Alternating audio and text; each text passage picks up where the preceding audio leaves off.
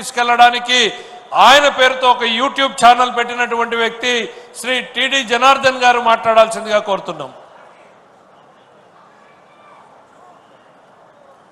సభకు నమస్కారం. అన్న ఎన్టీఆర్ నందమూరి తారక రామారావు గారు అనగానే ప్రజలందరిలో ఒక ఉత్సాహం, ఒక స్ఫూర్తి. అన్న ఎన్టీ రామారావు గారు ఆ రోజు నాకు రాజకీయ జన్మనిస్తే ఈరోజు నేను ఇంతటోడినై మీ ముందు మాట్లాడే అవకాశం శ్రీ నారా చంద్రబాబు నాయుడు గారు ఇచ్చారు. వారిద్దరికీ నా జీవితాంతం రుణపడి ఉంటానని, అందుకోసమే వారి యొక్క సమాజానికి వారిద్దరూ సూర్య చంద్రుల్లా తెలుగు జాతికి, తెలుగు రాష్ట్రానికి రెండు కళ్ళలా చేసినటువంటి సేవలని భావితరాలకి భావజాలాన్ని అందజేయాలనే ఈ కార్యక్రమాలన్నీ చేస్తూ ఉన్నాను. ఇప్పుడే కేశవ్ గారు చెప్పినట్టు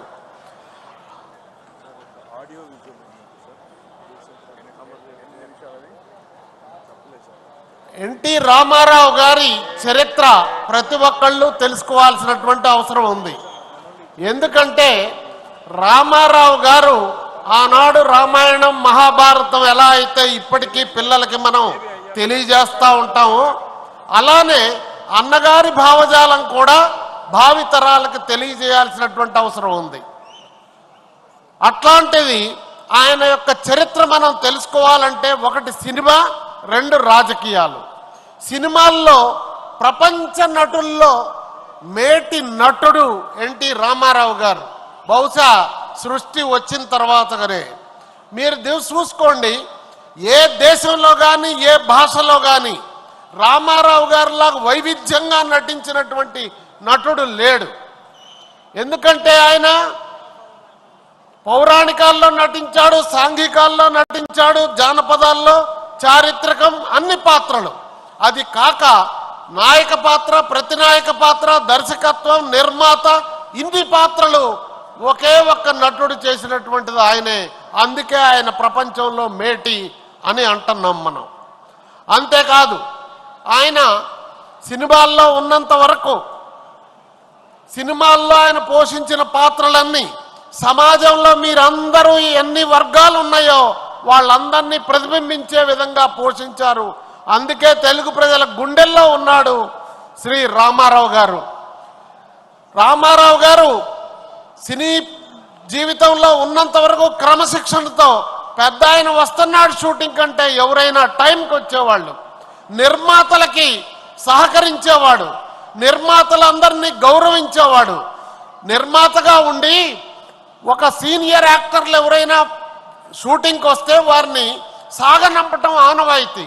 అక్కినేని నాగేశ్వరరావు గారు చాణక్య చంద్రగుప్తలో నటిస్తే, బ్రదర్ మీరు ఎయిర్పోర్ట్కి రానవసరం లేదు, రేపు మార్నింగ్ ఆచారాలు వద్దు మన ఇద్దరి మధ్య అంటే తెల్లవారుజామున క్రమశిక్షణతో ఆయన సాంప్రదాయాల్ని గౌరవించి ఎయిర్పోర్ట్కి వెళ్ళి సాగనంపి వచ్చినటువంటి మహామనిషి ఎన్టీ రామారావు గారు.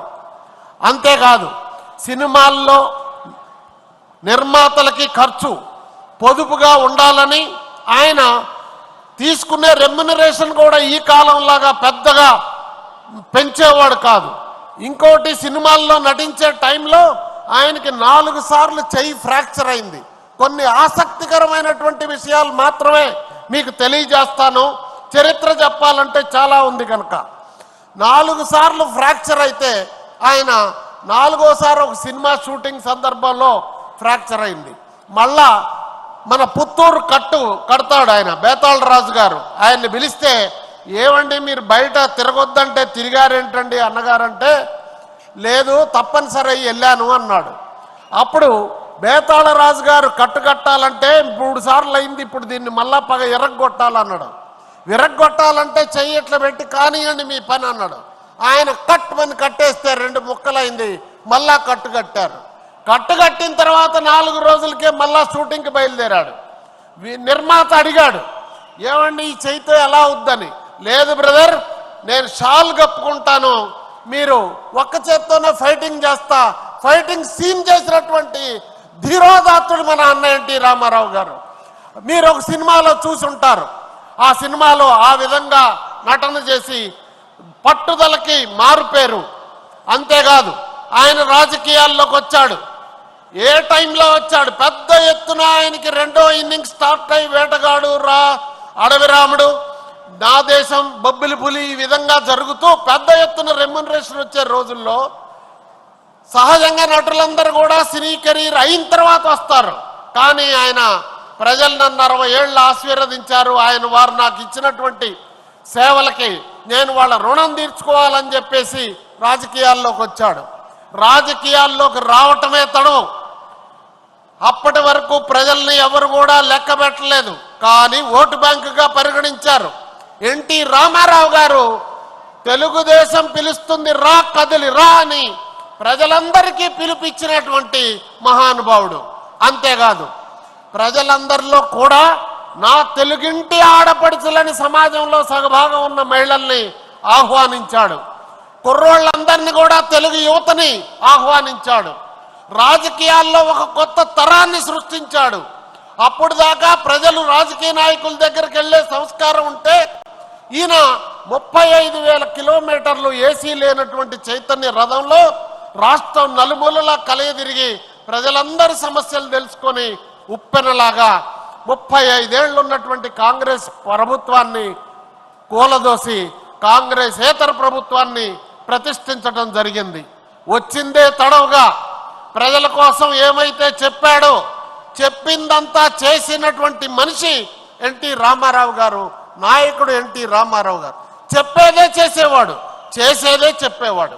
అంతేకాదు ఆ క్రమంలో ఒకసారి విలేకరులు అడిగారు, సార్ మీరు అన్ని పార్టీలకి ఢిల్లీలో హైకమాండ్ ఉంది, మరి మీరేగా హైకమాండ్ అంటే, కాదు నాకు ప్రజలే హైకమాండ్ అని చెప్పాడు. మీది మరి కమ్యూనిజం ఉంది, సోషలిజం ఉంది, క్యాపిటలిజం ఉంది, మరి మీరు వచ్చి కొత్తగా ప్రజలకు చేసేది ఏంటని అడిగారు. నాది మానవతావాదం బ్రదర్, నీ కమ్యూనిజం అయినా సోషలిజం అయినా క్యాపిటలిజం అయినా ప్రజల మానవాళి బాగుకే కదా పనిచేసేది, నేను దానికోసం పనిచేస్తానని చెప్పి కట్టుబడి చివరి వరకు పనిచేశాడు.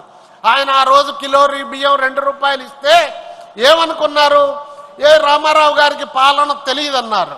కానీ ఈ రోజుకి ప్రపంచ దేశాలన్నీ కూడా మొట్టమొదటి సమావేశం అయితే అధినేతలందరూ ఆహార భద్రత ఫుడ్ సెక్యూరిటీ అని మాట్లాడుతుంటారు. ఆ ఫుడ్ సెక్యూరిటీ ఆహార భద్రత పేదోడికి ఇచ్చిన మహానుభావుడు, పేదోడు ఆకలి తీర్చిన మహానుభావుడు ఎన్టీ రామారావు గారు. అది ఈ రోజుకి ప్రపంచ దేశాలు అమలు చేస్తున్నాయి. భారతదేశ ప్రభుత్వాలు, ఎన్ని రాష్ట్రాల ప్రభుత్వాలు అన్న ఎన్టీ రామారావు గారి భావజాలాన్ని, సిద్ధాంతాలనే ఇప్పటికీ అమలు చేస్తున్నారు. మీరు తెలుసుకోవాల్సినటువంటి విషయం ఏమిటంటే, ఆ రోజున ఆయన పక్కా ఇళ్ళు పెడితే ఈ రోజు ప్రభుత్వాలు అన్నీ చేస్తున్నాయి. ఆ రోజు ఆయన పెన్షన్ పథకం పెడితే ఈ రోజున పెన్షన్ భారతదేశం అంతా అమలు చేస్తా ఉన్నారు. ఈ విధంగా అన్నగారి భావజాలం భావితరాలకి తెలియజేయాల్సిన బాధ్యత మనందరి మీద ఉంది. అలానే నారా చంద్రబాబు నాయుడు గారు అన్నగారు నదుల అనుసంధానం ప్రారంభిస్తే నదుల అనుసంధానాన్ని ఆయన ఈ రోజున పోలవరం, బనకచెర్ల పెట్టి అన్నగారు రూపొందించిన రాయలసీమ పథకాలన్నిటికి కూడా ఇక్కడ నీళ్లు ఇవ్వటం, అలానే ఉత్తరాంధ్రకు కూడా నీళ్లు అందించే కార్యక్రమం చేస్తూ ఉన్నారు. అన్నగారు చేసిన ఈ మొత్తం కార్యక్రమాలు బాబు గారు అమలు చేస్తూ ఉన్నారు. ఆ రోజు అన్నగారు ఎలా అయితే ప్రజల్లోకి వెళ్ళాడో అలానే మొన్న లోకేష్ బాబు గారు తాతకి తగ్గ మనవడుగా, తండ్రికి తగ్గ తనయుడిగా ప్రజలందరిలోనూ 3000 కిలోమీటర్ల పైన పాదయాత్ర చేసి ఆ యాత్రలో గత రాక్షస ప్రభుత్వం మీద తిరుగుబాటు చేసి ప్రభుత్వాన్ని మట్టి గర్పించి ఈరోజు ప్రతి దినం ప్రజలకి భవిష్యత్తురాలకు ఏం చేయాలని ఆలోచిస్తూ ఉన్నాడు. అందులో భాగమే నిన్న 6 పాయింట్ల పథకం అన్నగారు ఆ రోజు ఇచ్చిన విధంగా ఈరోజు భావితరాలకు అందజేస్తూ ఉన్నారు. కనుక ఒక రాజకీయ నాయకులుగా మనందరం ఒక్కటి ఆలోచించాలి. మనందరం ఈ స్థాయికి వచ్చి ఇక్కడ పార్టిసిపేట్ చేస్తున్నామంటే పార్టీ, మన లీడర్ మనకి ఇచ్చినటువంటి అవకాశం. మనం ఇంత అయిన తర్వాత పార్టీకి మనమేం చేశాం అనేది ఆలోచించాలా. ఎప్పుడు పార్టీ చేసిందా, నాకు చేయలేదనేది కాదు, మనం ఏం చేయాలి. ఆ విధంగా రాబోయే కాలంలో తెలుగుదేశం ప్రభుత్వం 10 కాలాల పాటు ఉండే విధంగా నాయకులు కార్యకర్తలు 50 మంది కూడా కృషి చేయాలని ఈ వేదిక మీద నుంచి మీ అందరికీ విజ్ఞప్తి చేస్తున్నా. సోషల్ మీడియాలో ప్రచారం ఈరోజు ప్రధానమైనటువంటి ఆయుధం అయిపోయింది. ఈ ఆయుధాన్ని మీరు ఎవ్వరు వదలొద్దు. కొంతమంది ఆదమర్చినట్టున్నారు. నిత్యం మీరు మనం చేసే మంచిని చెప్పండి, వారు చేసే అరాచకాలని కూడా ప్రచారం చేయాలని మీ అందరినీ కోరుకుంటూ నాకు ఈ అవకాశం ఇచ్చినటువంటి నారా చంద్రబాబు నాయుడు గారికి, లోకేష్ బాబు గారికి కృతజ్ఞతలు తెలియజేస్తూ సెలవు తీసుకుంటున్నాను. నమస్కారం. Thank you. దయచేసి వక్తలు సమయపాలన పాటించాల్సిందిగా కోరుతా ఉన్నాం. చాలా పెద్ద అజెండా మన ముందు ఉంది. ఒక చిన్న నందమూరి తారక రామారావు గారి గురించి